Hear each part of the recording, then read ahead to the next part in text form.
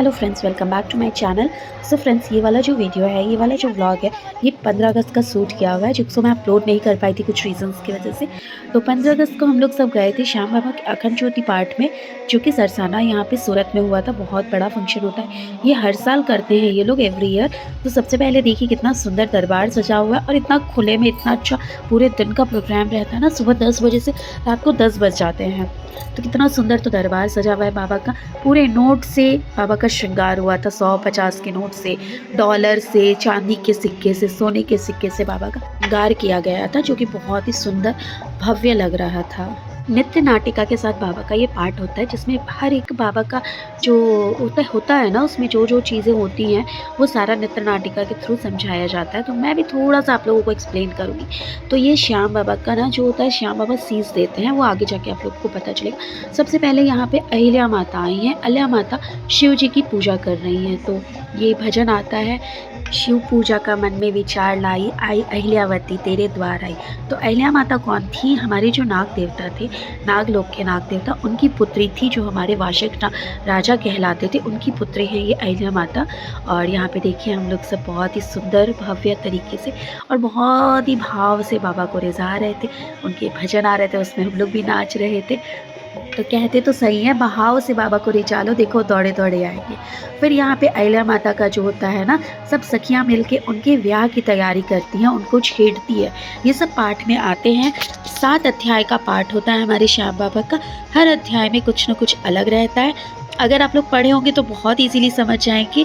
तो यहाँ पे अहिल्या माता को उनकी सखियाँ छेड़ते हुए, उनको खेलते हुए उनको बता रही है कि अब उम्र हो गई है आपकी शादी की। तो उनको चुनरी उड़ा दिया गया। तो अहिल्या माता की शादी किनके साथ हुई? उनकी शादी हुई थी पांडव पुत्र भीम जी के साथ। तो वो आए थे महाभारत, आप वो पढ़ेंगे तो उसमें मैं तो इतना कुछ एक्सप्लेन नहीं कर पाऊँगी। मुझे पता सब कुछ है, लेकिन इस छोटे से ब्लॉग में मैं कैसे एक्सप्लेन करूँगी। तो उनको एक श्राप मिला था अहिल्या जी को कि तुमको मरा हुआ पति मिलेगा। उसका रीज़न ये था क्योंकि वो शिव जी का पूजा कर रही थी। उनको लालच आया तो नीचे ज़मीन से फूल उठा के उनको चढ़ा दी। तो दुर्गा जी, माँ पार्वती, उनको गुस्से में आके श्राप दी थी कि तुमको मरा हुआ पति मिलेगा, क्योंकि तुम मेरे पति के ऊपर बासी पुष्प चढ़ाई हो। तो इसीलिए कहा जाता है भगवान पे कभी भी बासी पुष्प नहीं चढ़ाने चाहिए।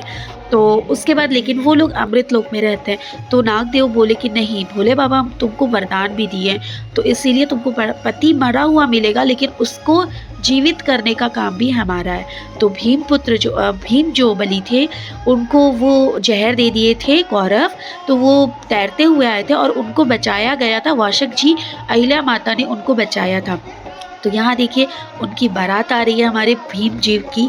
तो इस तरह से नाचते हुए बारात लेके आए ना, हम लोग भी नाच रहे थे अपने धुन में बैठे बैठे, क्योंकि सब अगर खड़े हो जाते ना तो व्यवस्था ख़राब हो जाती। तो ये चीज़ बहुत अच्छा था कि बैठे बैठे अपनी जगह पे डांस करो, इंजॉय करो, काम खत्म, वो चीज़ है। तो शादी हुई। शादी होने के बाद क्या हुआ था, नारद जी उनको बोल दिए थे कि आप ना अहिल्या जी को लेके कहीं और चले जाना, मैं जाता हूँ वहाँ पर आपके खबर कर दूँगा। तो ये अहिल्या जी और भीम दोनों चले गए थे एक जंगल में। वहाँ पे एक शिव जी का मंदिर था, वहाँ पे लोग दोनों रहते थे। और फिर कुछ दिन के बाद भीम बोले कि हम जाते हैं, माँ से मिल के आना है, यानी कुंती माता से, उसके बाद फिर हम आएंगे।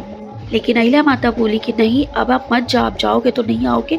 और वो माँ बनने वाली थी, तो वो बोली, देखिए यहाँ शादी हो रही थी, वो बोली कि नहीं आप मत जाइए, लेकिन फिर भी उनको जाना था। तो वहाँ पे वो 4 सिपाही वगैरह लेके आई थी।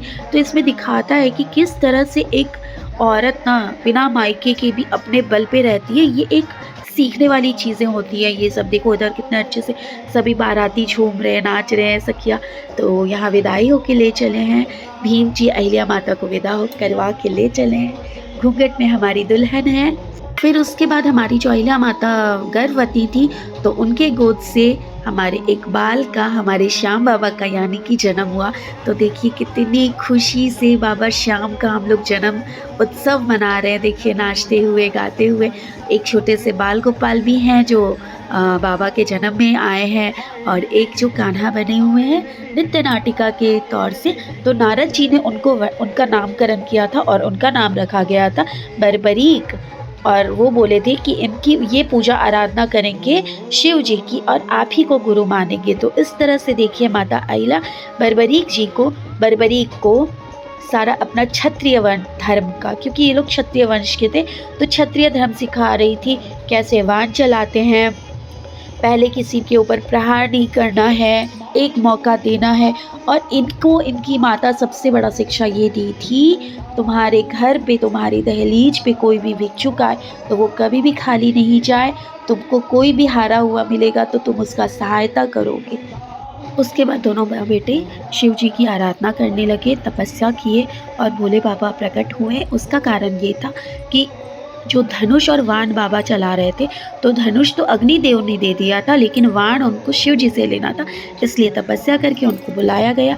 शिव जी ने वाण भी दिया और सिर्फ 3 वाण दिए, इसीलिए हमारे श्याम बाबा को एक और नाम दिया गया है 3 वाणधारी। तो 3 वाण देते समय शिव जी ने बर्बरीक से एक वचन लिया था कि कभी भी हारे हुए का ही साथ देना, और 1 वाण से रण को जीत जाओगे, इतनी शक्ति है आपके इस वाण में, 2 तो बाकी तर्कस में ही सजे हुए रह जाएंगे। उसके बाद बारी आ गई थी महाभारत के युद्ध में जाने के लिए, तो अपनी माता को मना रहे थे और बता रहे थे, बर्बरीक बड़े हो गए थे कि माँ मुझे उस युद्ध के मैदान में जाना है, मेरी एक तमन्ना है कि मैं युद्ध जीत खेलूँ, युद्ध में जाऊँ। तो माता ने कैसे, माता नहीं रोक सकती है ना, क्षत्रिय धर्म का ये नीति है कि माँ कभी अपने लाल को रण में जाने से रोक नहीं सकती है। तो बाबा श्याम यहाँ लीले घोड़े में बैठ के सवार होके निकल चुके हैं युद्ध के मैदान, इसीलिए उनको लीले घोड़े वाले भी कहा जाता है। तो देखिए इत्र छिड़कते हुए लीले घोड़े से सवार होके बाबा निकल चुके हैं। फिर माधव यानी श्री कृष्ण, एक परीक्षा लेना तो बनता ही है ना, तो वो रास्ते में ही बर्बरीक को रोककर और एक परीक्षा लिए कि तुम 3 वाण लेके आए हो रण में, इतना भारी रण है, 3 वाण से क्या होगा। तो वो बोले 3 वाण में शक्ति है, 1 वाण से रण को जीतू, बाकी तर्कस में रह जाए। भगवान कृष्ण उनकी परीक्षा लेते समय एक पीपल का पेड़ दिखाए कि ये पीपल का घना पेड़ है, इसको छेद दो, इसके हर पत्ते अगर छेद दोगे तो मैं मान जाऊंगा कि तुम रणधीर हो, तुम बहुत बड़ शक्तिशाली हो। तो वो क्या किए, चतुर तो हैं ही हमारे कृष्ण भगवान, वो अपने पैर के नीचे एक पत्ता छिपा लिए, वो उस पत्ते को सारा पत्ता छेद दिया तीर, और उस पत्ते को ढूंढते हुए बाबा के कृष्ण भगवान के पैरों के पास जब तीर आया तब वो हटाए अपना पैर और देखे उस पत्ते में छेद था। और आज भी वो पेड़ है चुकलाना धाम में, आप लोग देख सकते हैं, सर्च कर सकते हैं, चुकलाना धाम में आज भी वो पेड़ स्थित है, और आज भी जितने भी पत्ते उसमें नए पत्ते भी आते तो छेद हुए हुए ही आते हैं।